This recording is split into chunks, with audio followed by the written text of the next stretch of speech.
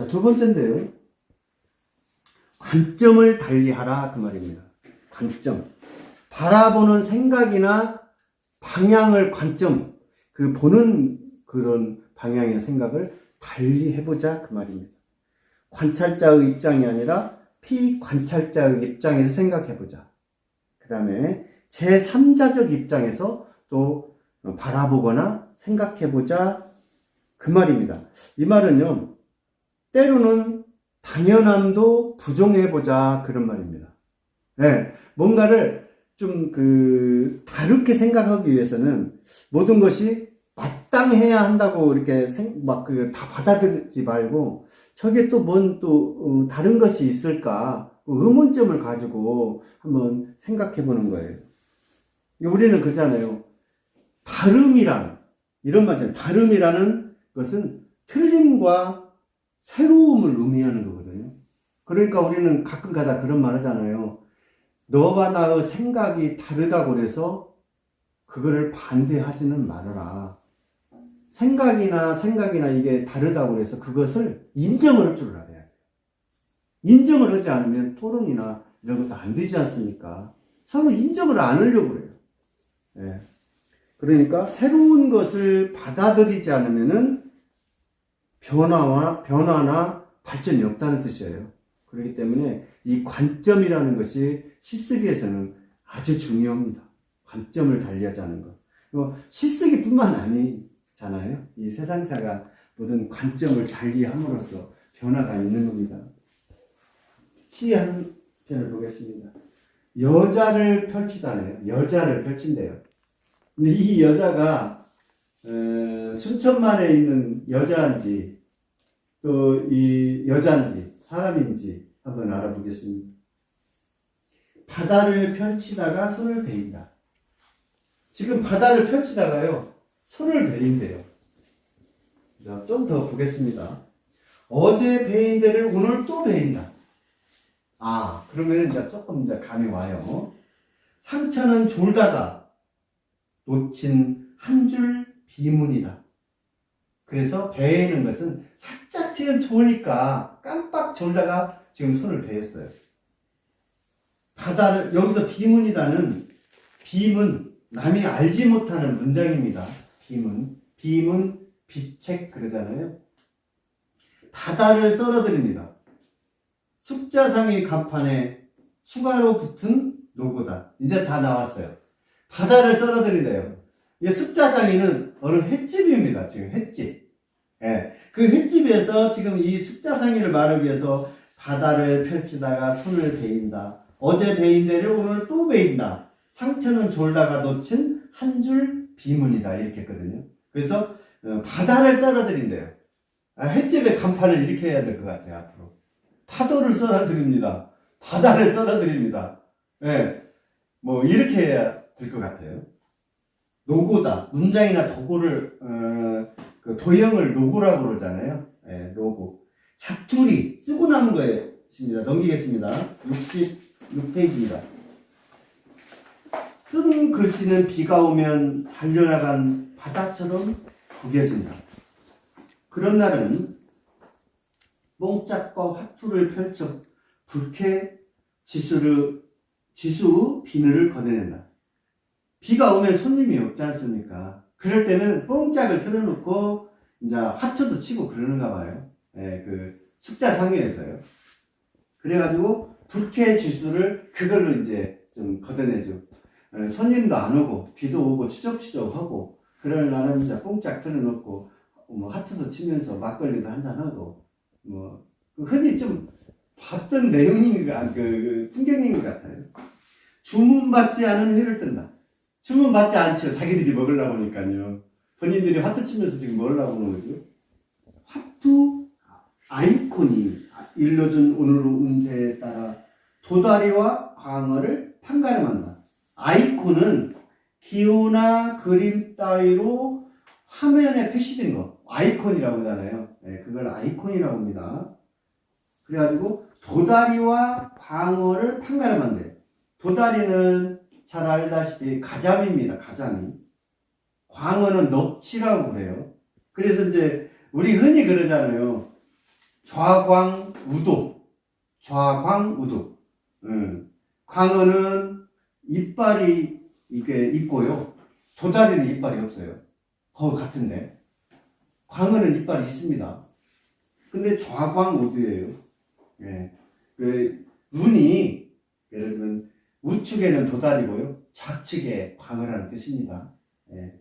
이거 여기까지는 알 필요는 없는데요. 그렇다고 그러네요. 시간마다 바뀌는 운세의 빛깔은 휴대용 티슈처럼 추억을 닮아간다. 레깅스 바지보다 빡빡한 하루. 레깅스 바지는 꽉 끼는 바지죠. 빡빡한 하루.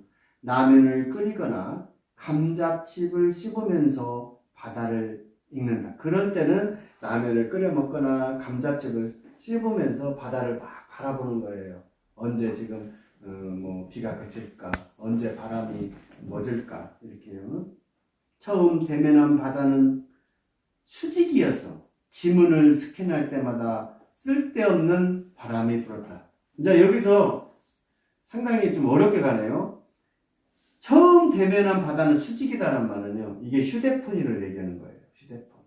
지금 휴대폰을 얘기하는 거예요. 지문을 스캔할 때마다 쓸데없는 바람이 분대요.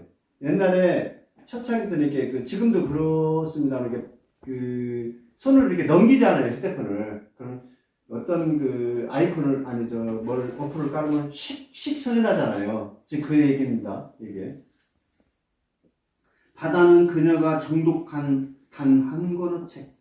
숫자상의 그 주인 아주머니는 바다를 정독했대요. 결국 바다의 책사가 되었다. 그 뭐냐면 바다가 오늘은 잠잠할 것이다. 오늘은 언제 만조가 될 것이다. 언제 지금 바람이 불 것이다. 이거는 하도 이제 많이 그거를 읽고 보니까 이제 바다의 책사가 됐대요. 바다를 움직이는 사람이에요. 이제 그녀는 바다를 얇게 썰어 파도가 씹히지 않게 하는 일을 좋아하고 광어회나 도다리 회를 아주 얇게 쓰는 숙련공이잖아요. 얇게 썰어서 이게 한대요. 파도가 씹히지 않게 하는 거예요. 아까 처음에 첫 줄에 바다를 썰어드립니다 그랬잖아요. 두 번째 행에. 그래서 여기서는 이게 바다를 썰는데 파도를 얇게 썰어서 파도가 씹히지 않을 정도로 아주 녹을 정도로 입에 녹을 정도로 쓰는가 봐요. 무게를 따지는 사람들은 바다의 첫 페이지에서 길을 잃은 적이 있다. 이건 뭐냐면 이제 숙자상에 와가지고 손님들이 이거는 얼마예요? 이건 얼마예요? 이제 그러면은 무게가 얼마인데 뭐 이렇게 협상을 하다가 이렇게 서로 이렇게 하다가 그냥 가버린 거예요. 이제 한 번쯤 그녀는 거래 장부를 펼쳐 숫자 대신 재문을 적는다. 이건 뭐냐면 재문을 적는다. 고기를 이제 이게 죽였잖아요. 회를 치고 그러니까 재문을 적는데 아직 펼쳐보지 못한 야생구역의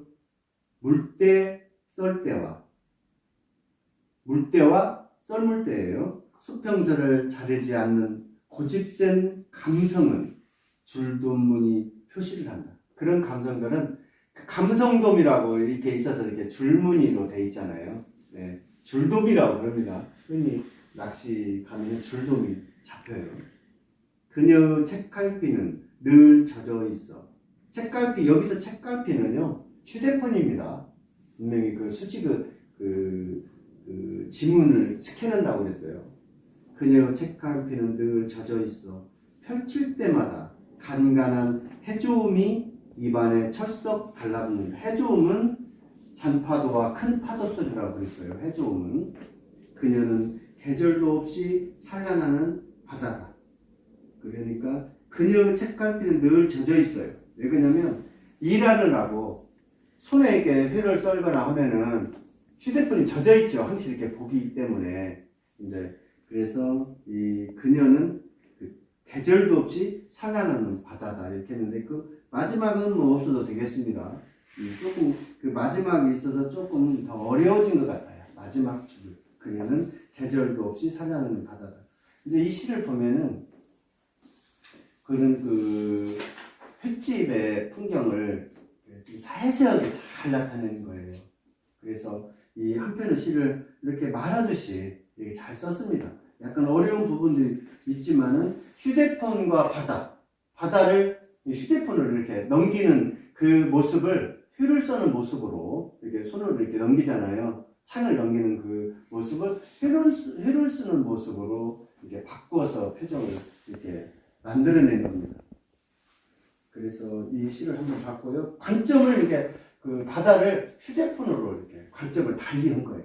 저 바다를. 네. 그러면 이 시는 그렇게 한번 여기까지 한번 보고요. 긴 손가락의 시입니다. 이번에는 긴 손가락의 시가 또 어떤 시인지 한번 보겠습니다. 시를 쓰는 건네, 손가락을 쓰는 일, 머리를 쓰는 일보다 중요하기 때문에 이 건네가 건네입니다. 이 건네. 것인데 시를 쓰는 것이 것인데 손가락을 쓰는 일이 머리를 쓰는 일보다 중요하기 때문이다. 내 손가락, 내 몸에서 가장 멀리 뻗어나와 있다. 손가락이 이제 가장 멀리 뻗어나와 있죠. 이게 이제 가지로 변합니다. 가지로. 나무를 봐. 몸통에서 가장 멀리 있는 가지처럼 나는 건드린다. 고요한 밤의 숨결. 이 숨결은 숨의 속도와 이렇게 높낮이인데 이 숨결은 물, 나무, 바위, 하늘 이런 것들을 숨결로 표시를 하고 있어요. 고요한 밤. 흘러가는 물소리를 불타는 나무 뜨거움을 모두 다른 것을 가리킨다. 모두 각자의 방향에서 방향을 가지고 있어요. 모두 어떤 사물들도 각자의 방향을 가지고 있다는 얘기입니다. 방향을 틀어 제 몸에 대는 것은 가지가 아니다. 가지는요, 사람은 방향을 틀어서 내 몸에 이렇게 손가락으로 이렇게 가리킬 수 있어요. 가지는 한번 뻗어나가면 제 몸속으로는 방향을 틀을 수 없다는 얘기입니다. 네, 나무는요. 가장 멀리 있는 가지는 가장 여리다. 잘 부러진다. 그렇습니다. 가지는 물을 빨아들이지도 못하고 나무를 지탱하지도 않는다. 빗방울 떨어진다. 그래도 나는 쓴다. 내게서 제일 멀리 나와 있다. 손가락 끝에서 시간의 잎들이 피어난다. 여기서는 손가락과 지금 가지를 얘기하는 거예요. 약간 좀 어려울 수도 있습니다. 몇 번 읽어봐야 돼요. 그래서 이제 나무가 나와서 나무의 어떤 구조, 우리가 매일같이 나무들을 보잖아요. 이렇게 뭐 책상, 이런 나무로 된 것들, 가구, 또 밖에 있는 예를 목련나무, 매화나무, 느티나무, 팽나무 이런 것들을 보잖아요. 그 나무 구조를 잠깐 알아보겠습니다. 그 나무 구조는요, 첫 번째 숲이, 그 다음에 채관, 변제, 형성층, 심재 이렇게 되거든요. 첫 번째 숲입니다. 예, 나무를 보호하는 껍질을 숲이라고 하잖아요. 그 다음에 이제 두 번째는 채관이에요. 그 양분을 운반하거든요. 그 나무를 살았는지 죽었는지 보려면 손톱으로 살짝 긁어보면 파랗게 나오잖아요. 그러면 그게 채관입니다. 그 파란 부분이 양분을 올리고 내리는 거예요. 그 채관. 그 다음에 이제 거기를 딱 들어가면은 그보다 조금 이제 깊숙이 들어가면 변제라고 그래요. 그거는 변제. 여기는 수분을 운반하는 곳이에요. 이게 채관 다음에 변제거든요. 그건 수분이 왔다 갔다 하는데요. 이게 이제 좀 커지면은 이게 다시 심재가 돼요. 그 다음에는 형성층이라고 변제 다음에 형성층이 있어요. 형성층이 있는데 이게 부름켜라고 그러는데 이제 여기서 세포 분해를 일으켜가지고 나무가 굵어지는 곳이에요. 거기서. 예. 그러니까 대나무 같은 경우는 한번 딱 죽순에서 대나무로 완전히 하는데 보통 40일에서 43일 걸린다고 하잖아요. 대나무는 형성층이 있어요. 그건 퇴화되어 있습니다. 그래서 대나무가 한번 죽순에서 딱 되면 그 이상 안 굵어지는 거예요. 평생. 키도 1mm 더 이상 안 늘어나요. 딱 거기서 딱 보면 그 안 굵어지는 것은 형성층은 있들 퇴화돼 있다는 거 이렇게 알아두시면 좋고요. 그 다음에 심재예요. 나무를 제일로 이제 중심부잖아요. 지탱하는 거예요. 심재. 그러니까 거기는 죽어 있어요, 사실은. 나무는. 네, 세포는 죽어 있습니다. 심재는 그래서 심재가 자꾸 이제 그 예를 들면 그 변제가 이렇게 자꾸 이렇게 커지고 또 그 형성층이 이렇게 자꾸 분열을 하면은 이 나무가 이제 이렇게 커지는 거예요. 그래서 나무 그냥 나와서 그냥 나무 한번 알아봤습니다. 그래서 이제 그 관점을 달리는 이거는 손가락과 사람의 손가락과 나무 가지 차이를 지금 얘기하는 거예요. 나의 손가락은 나를 다시 가르칠 수가 있어요. 나무 가지는 나무로 보면 손가락이라고 이분은 지금 표시를 하고 있는데요. 자기 몸뚱아리를 가르칠 수가 없습니다. 한번 나가면은요. 그래서 관점을 지금 달리하고 있는 거예요. 위에서는 휴대폰과 바다를 가지고 관점을 달리했고 여기서는 그 내 손가락과 나무 가지를 가지고 관점을 달리한 거예요. 이제 그걸 알고 이 시를 읽으면 아 그렇구나 좀 더 이해도가 빨릴 수 있습니다. 자 이번에는요 시로 보는 천년 담양 코너네요.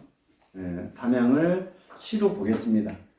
오늘은 그 독수매의 기억인데요. 독수정이라고 가사문학면에 있습니다. 소수형 좀 그 위쪽에 있는데요. 그 독수매의 기억을 우리 그 박성희 회장님께서 낭독해 드리겠습니다. 독수매의 기억. 고도로의 매화꽃 잎 속에 갇힌 나는 불안조차 하는 어떤 내막을 수소문했다. 고인 채로 줄렁거리다 경계 밖까지 흘러가 버린 지난날 굴곡진 행간이 미안의 여백으로 남았다. 삐걱거리는 경첩 소리가 낡은 각오로 회기 같아서 우쭐한 혼잣말을 싹둑 잘라내니 항울했던 목적까지 과묵하다. 생명이 다 꽃이었으면 할 때도 눈물의 무게를 덜어낼 수 없었던 나는 향기는 고사하고 겨우 목이 꺾이고 말았다. 익숙하지 않는 의식을 치르듯 꽃잎이 흩날린 자리에 마음마저 뭉개졌다. 그것이 꽃의 태영임을 짐작하지 못한 채 저녁이면 그늘 두어진 불이던 아버지 어디에도 통증의 유해 공간을 따로 두지 못했다. 내 답습은 아버지에게서 나온 것이다. 막다른 길에서 상처에 코를 묻을 때 여러 갈래로 나는 방향이 그리움을 뒤쫓았다.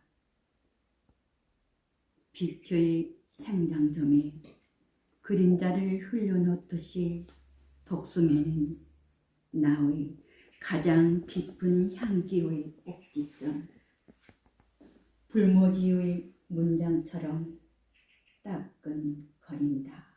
아, 네. 역시 뭐 전문가가 읽으니까 좋습니다. 독수매의 기억입니다. 제가 이걸 강의하기 위해서 그제죠. 네, 독수정을 갔습니다. 가가지고 제가 사진도 찍어가지고 여기 영상 촬영하시는 선생님께 드렸어요. 제가 찍은 사진이에요, 그거는. 근데 이제 가가지고 이제 보니까 매화나무가 그 계단 우측에 있어요. 들어간 측면으로 올라가거든요. 독수정은 북쪽을 향해 있어요. 우리나라 정자로서 북쪽을 향한 곳이 그렇게 많지 않습니다. 이건 제가 그 사연을 얘기할 텐데, 그 나무가 이게 150년 정도 됐습니다. 그래가지고 그 나무, 그 독수매가 고사할 수밖에 없는 조건을 가지고 있었습니다.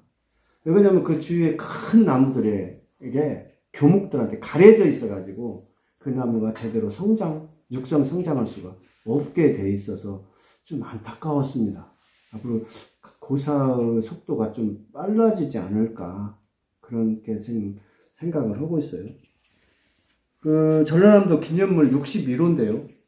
서세원에서 북쪽으로 올라가면은 그 독수정이라고 그렇게 그 정자가 있습니다. 이 정자는 그 고려가 이제 망했어요. 망하자 그 조선 임금과 고려 그 임금을 그 중간에 딱 있잖아요. 두 임금을 섬길 수가 없다 해서 그 서은 전신민 장군이라고 계십니다. 유명합니다.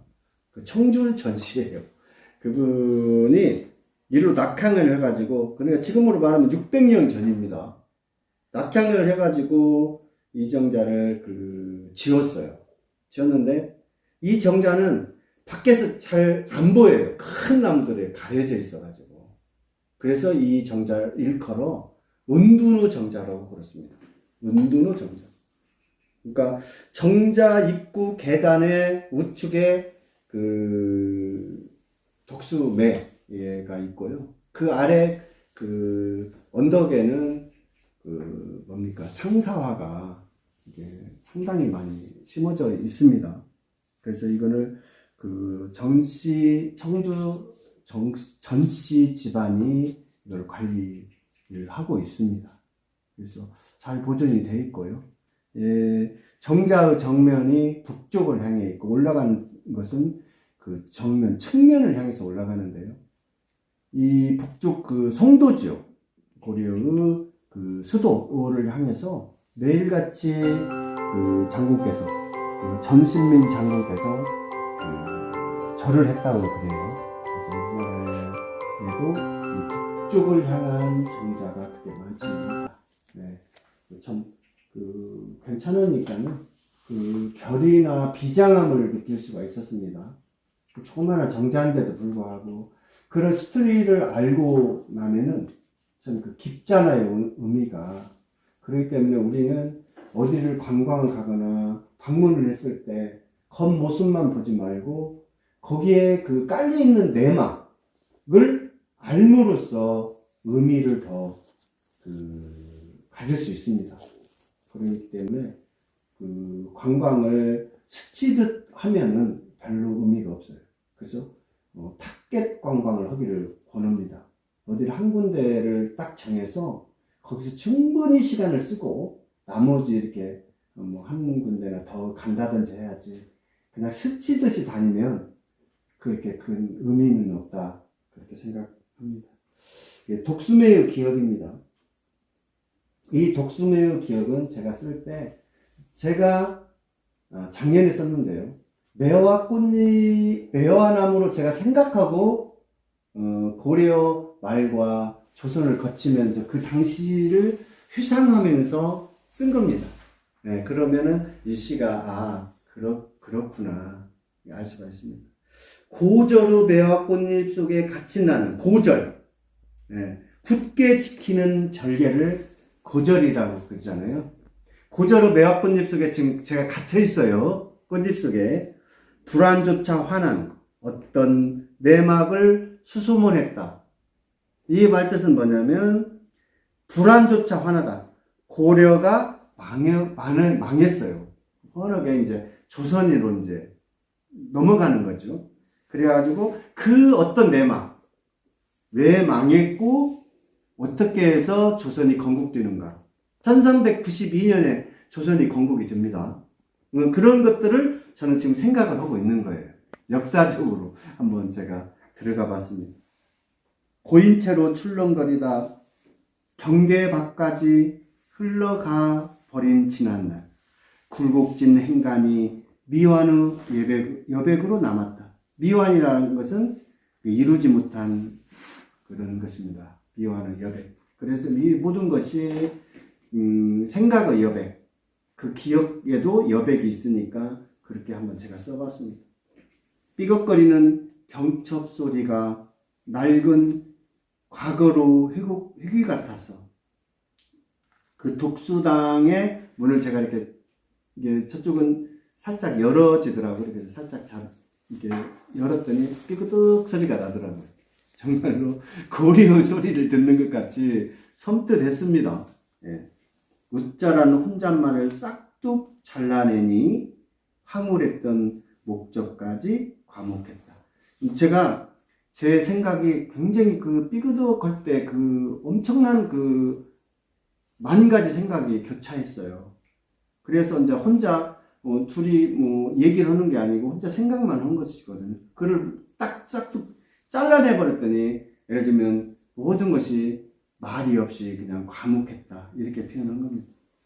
생명이 다 꽃이었으면 할 때도 눈물로 무게를 털어낼 수 없었던 나는 향기는 고사하고 겨운목이 꺾이고 말았다.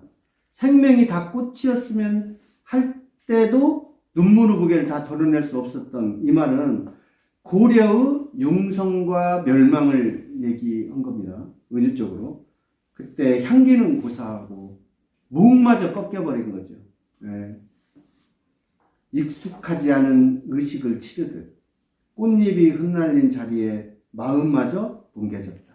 지금 꽃잎이 이제 떨어지고 있는데 그 자리에 제 마음이 모든 마음이 그냥 뭉개진 거죠. 그것이 꽃의 퇴용임을 짐작하지 못한 채 이 퇴용을 제가 주석으로 다뤄놨는데요.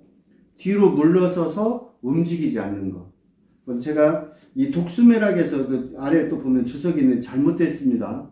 여기는 담양 남면 독수정에 있는 묘화라고 되어 있거든요. 남면은 지금은 가사 문학면으로 됐기 때문에 바로 잡아야 됩니다.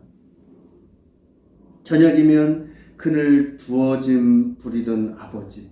그러니까 아버지는 이게 제가 기억으로는 이제 그 아버지는 이제 저녁 되면은 그늘을 이제 다 집에다 이렇게 두어짐 또 부려놓고 이제 그 그늘이 집단도 될 수 있고 나무도 될 수 있고 이제 그 아버지의 근심이나 회한도 될 수 있는 겁니다. 그를 딱 그 아버지 어디에도 통증의 유해 공간은 따로 두지 못했다. 큰 의미는 없습니다. 내 답습은 물려받거나 그 길을 따라 걸어가는 것을 답습이라고 하잖아요. 그래서 우리는 어린이의 그런 어떤 그 거울이 되기 위해서는 곧바로 잘 걸어가야 한다는 얘기입니다. 막다른 길에서 상처에 코를 묻을 때 여러 갈래로 나뉜 방향이 그리움을 뒤쫓았다. 빛의 생장점에 그림자를 흘려놓듯이 빛이 이제 어떻게 비치면은 거기에 그림자가 생긴다는 얘기예요. 예. 독수매는 가장 깊은 향기의 꼭지점. 말이 좀 어렵지만 멋있습니다. 깊은 꼭지점이에요. 예. 꼭지점이라는 건 원래 높잖아요. 이 깊다와 꼭지점, 제일 깊은 곳과 높은 곳을 대비시켜서 말을 극대화를 끼얹는 그런 방법이라고 그랬잖아요. 나의 가장 깊은 향기의 꼭지점. 독수매는 향기의 최고봉이다 그 말이에요. 예. 불모지의 문장처럼 따끔거린다. 불모지. 거칠고 메마른 땅이잖아요. 우리가 흔히 황무지라고 하잖아요. 그 황무지 하니까 이제 저도 황무지를 읽은 기억이 있어요. 이게 1922년에 그 발표된 영국 시인 엘리어스 그 장시예요. 이 시 공부하는 사람은 가끔 읽는데 요즘 이런 시는 잘 안 읽더라고요. 제가 공부할 때 좀 몇 번 읽었었습니다. 그래서 이제 생각해서 말씀드리는데 이 시는요 독백 형식을 통해 시인의 내면 의식을 표현했어요. 자기 독백 형식을 통해서 자기 내면에 있는 걸 끄집어서 문장으로 쓴 거거든요. 정신적 불모 세계 속에서 버리는 간절한 구원의 갈망을 이렇게 담고 있어요. 왜 제가 이런 말씀을 드리냐면 이 독수매 이게 이제 고려 멸망과 조선 개국 이런 것이 이제 같이 이제 이 황무지와 그 내면을 지금 그리고 있어서 제가 그래서 불모지가 나와서 황무지에 대해서 한번 엘리어스 쓴 시를 한번 잠깐 소개했습니다. 한번 여기도 오시면은 참 좋아요. 그 독수정 들렸다가 소수영 들렸다가 그리고 식양적이나 이렇게 들려서 담양의 관방천, 메다세커열, 관방천, 또 중루권, 또 거쳐서 저쪽 용마루길까지 이렇게 하면 정말 좋습니다.